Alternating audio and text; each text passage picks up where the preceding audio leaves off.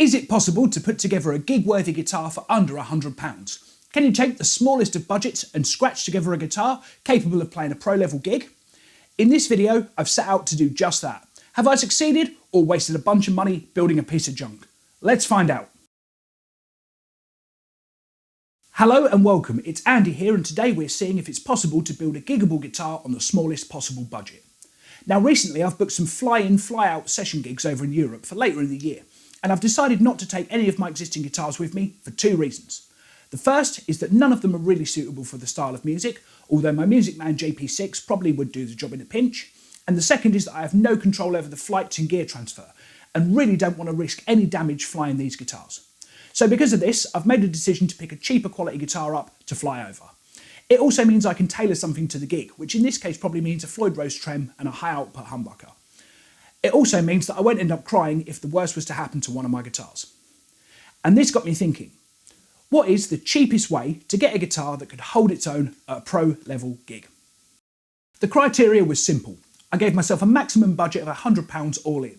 It had to be able to do rock music convincingly, feel comfortable enough to play for a whole gig, and hard-wearing enough to see some use. Now £100 isn't a lot of money, so straight away I turned to the used market to try and find a starting point, figuring the less I spend on the guitar, the more I'd have to improve the sound. It also struck me that a simple guitar would be the way to go, and the less features it has, the less it would need upgrading. I trawled through Facebook Marketplace, eBay, Reverb, and anywhere else I could think of to find a good starting point, and finally settled on this Epiphone Junior on Gumtree, which I guess is the UK's version of Craigslist. A few things drew me to this particular guitar. It's a hardtail, so no trem stability or tuning issues. It's got a single humbucker, so no switches to worry about and only one pickup to replace. And it's a bolt-on neck, which makes neck angle and alignment easy to get spot on. It's an Indonesian-made guitar, and Epiphone are quite a reputable brand, so it should be of reasonable quality as the base. But the biggest draw? That's the price. I paid just £30 for this guitar, including a gig bag. It had been sat at the back of the seller's cupboard in his room for years, and it has some scratches and swirling over the body, but the condition isn't really important for this experiment, so I grabbed it up. After a thorough clean and setup and a fresh set of strings, the guitar was surprisingly great to play, but the stock pickup was noisy, squealing, and generally not at all pleasant, so that had to go. Now for the pickup, I settled with a PRS No. 7 bridge pickup, lifted from a Paul Reed Smith S2 standard that I'm currently heavily modifying. Although I had this pickup kicking around already, I've looked online and found pairs for sale for around the £60 mark, making this a £30 humbucker. Now the S2 series don't use American-made pickups, but instead use Korean-made versions made by G&B under license to PRS.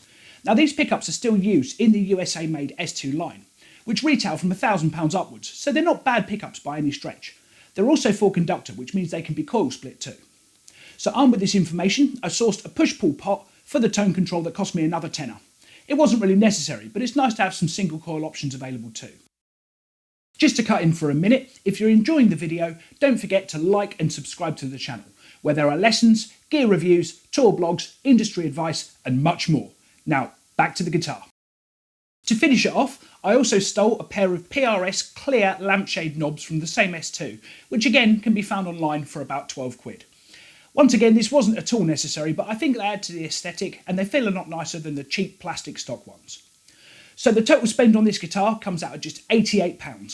£30 for the guitar, £30 for the pickup, £10 for the push-pull pot, £12 for the new knobs, and £6 for a new set of Ernie Ball Slinky 9-42 gauge strings. And this guitar is totally giggable too. While it's a little limited in its tonal palette, it saturates nicely, sustains well, and plays great. I'll actually be using this at my next gig in an alternate tuning to save me retuning for a song or two.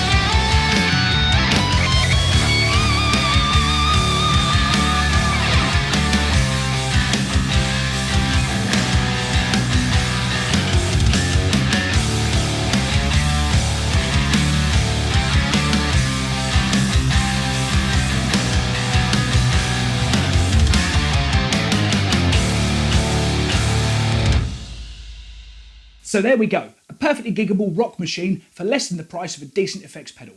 I hope you enjoyed the video, and I'll see you next time.